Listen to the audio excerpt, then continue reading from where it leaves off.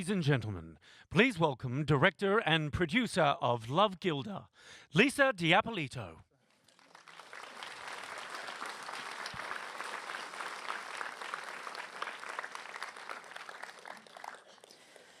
I have to say the best thing about making a documentary is meeting other documentary makers and how brave they are and the stories that they want to tell. So I really want to acknowledge everybody, that all the films that you're seeing tonight and all the love and that everyone has put into their film. So to change it a little bit, the name Gilda Radner puts a smile on the faces of people who remember watching her as one of the original cast members of Saturday Night Live, where she created and portrayed iconic characters such as Rosanna Dana, Emily Litella, Lisa Lubner, Judy Miller, and Baba Wawa. She then went on to do movies with the love of her life, Gene Wilder. Though Gilda's career was cut short by ovarian cancer, her legacy lives on today.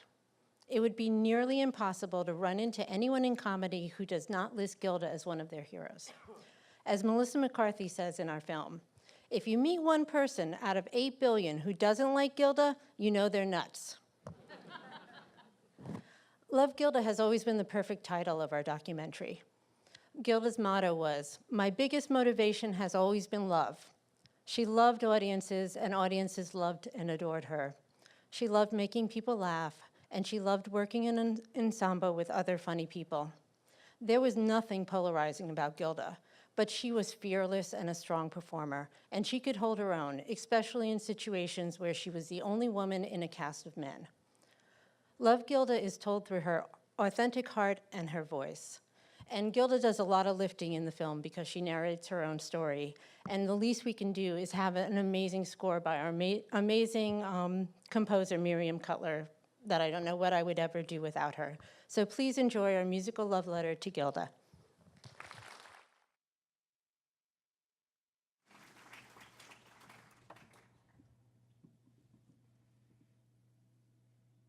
I read in the National Enquirer that the Food and Drug Administration was considering banning saccharin from the market.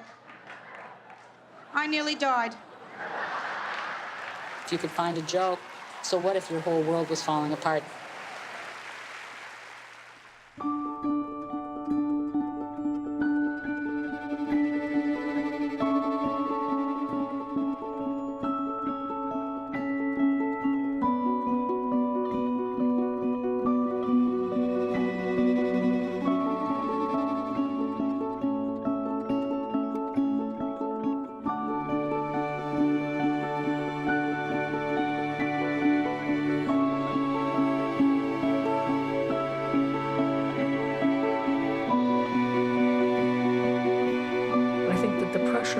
For her to be so thin, to be on television, was enormous.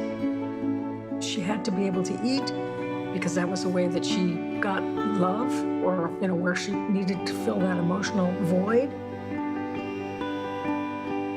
And in order to be thin, she'd have to, find some way to handle it. She'd be hysterically funny, talking about standing in front of the refrigerator and shoveling food and how much she ate.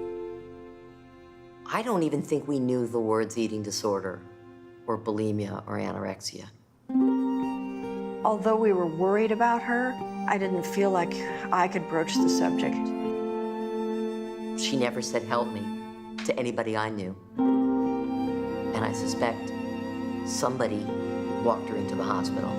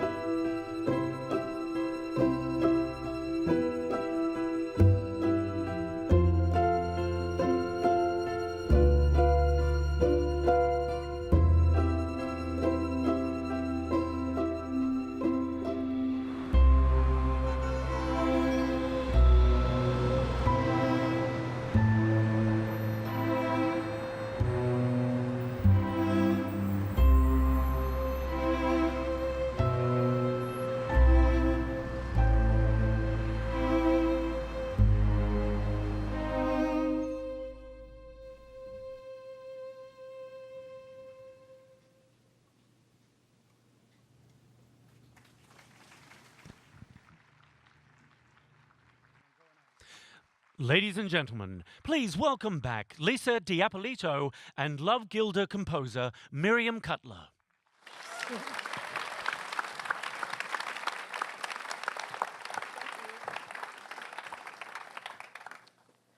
I'm going to start the way I start every time I'm with Miriam.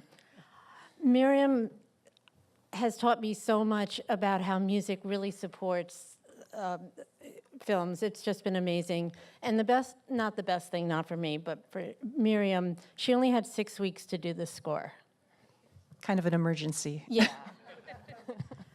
So what was important, Love Gilda is told from Gilda's point of view with audio tapes and her writings and interviews with her friends.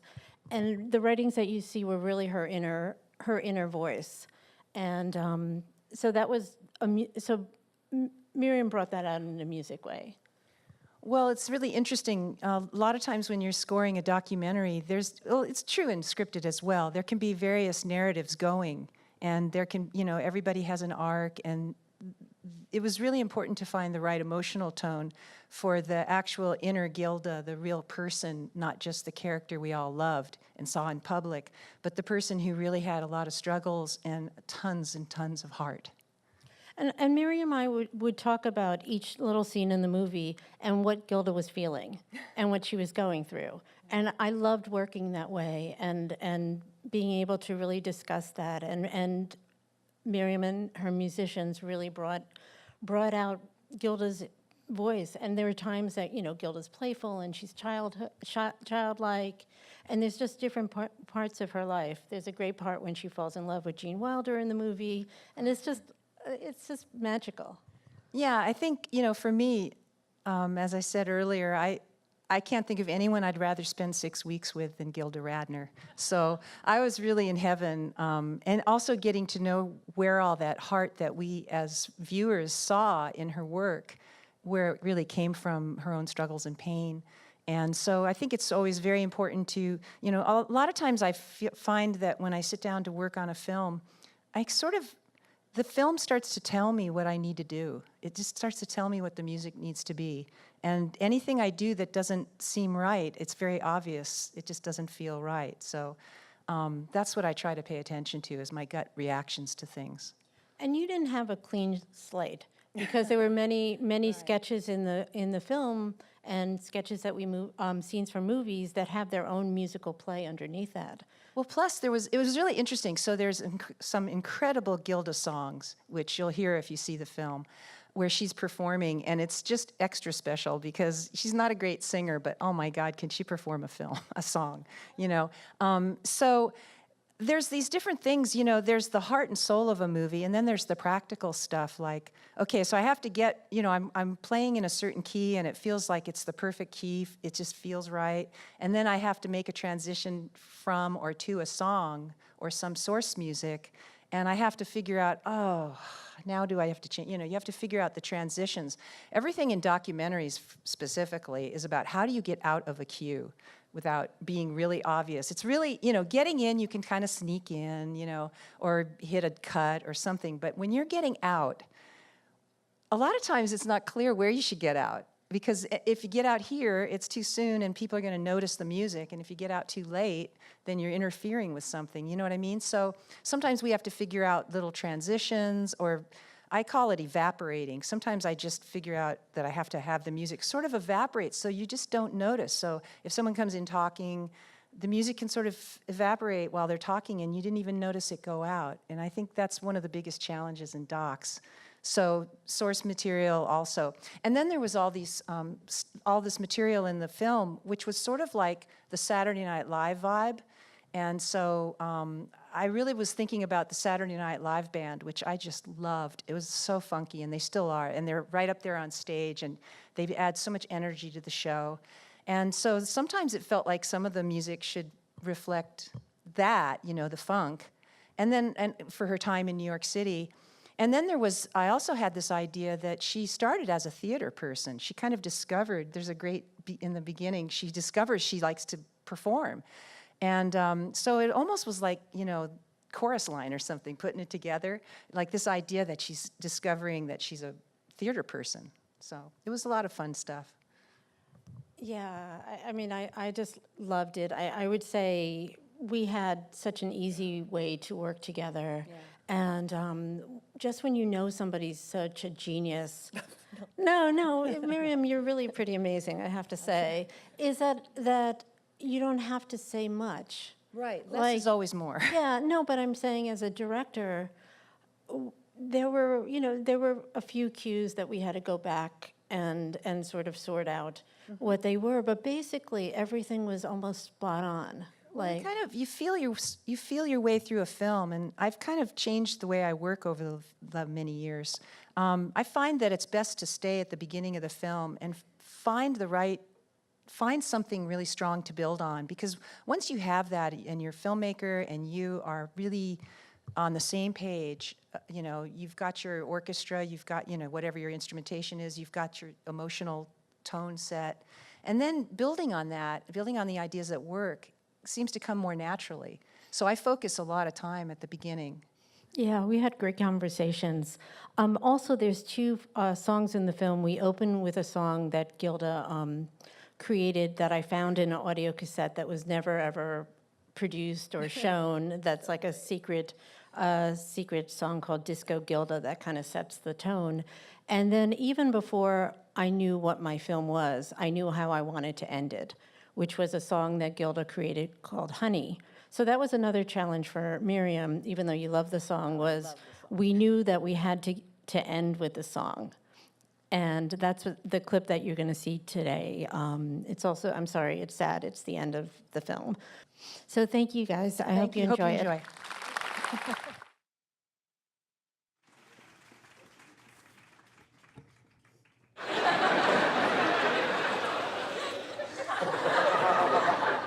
Are you looking into the camera? No. Don't, No, I didn't. don't look into the camera. I didn't. Don't. You don't come in here and look in the camera. I didn't. I'll bop you. I will. If I see a tape of this show and you're looking into the camera.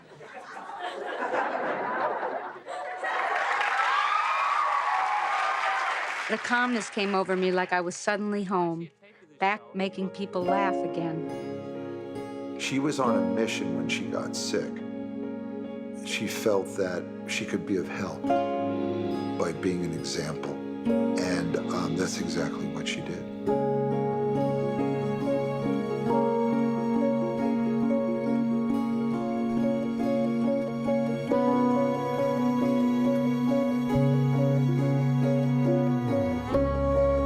And I thought, since I've always dreamed of being a writer, romanticized, fantasized about it, that this book be something I could do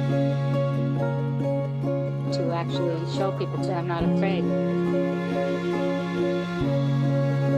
I think that cancer taught me more tools for life than I ever got before.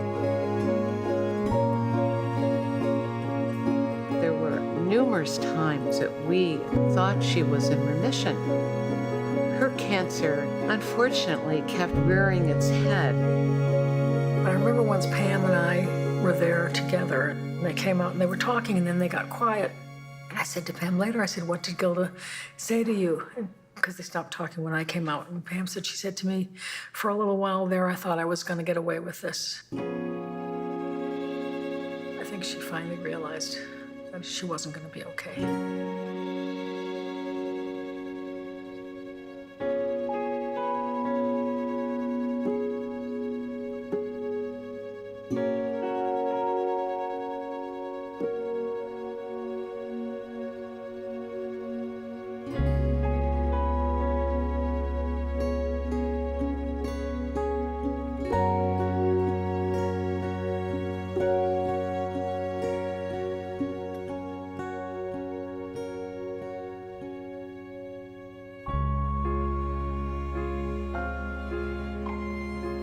I had wanted to wrap this up in a neat little package about a girl who is a comedian from Detroit, becomes famous in New York with all the world coming her way, gets this horrible disease of cancer, and fights it, and then miraculously, things neatly tie up and she gets well.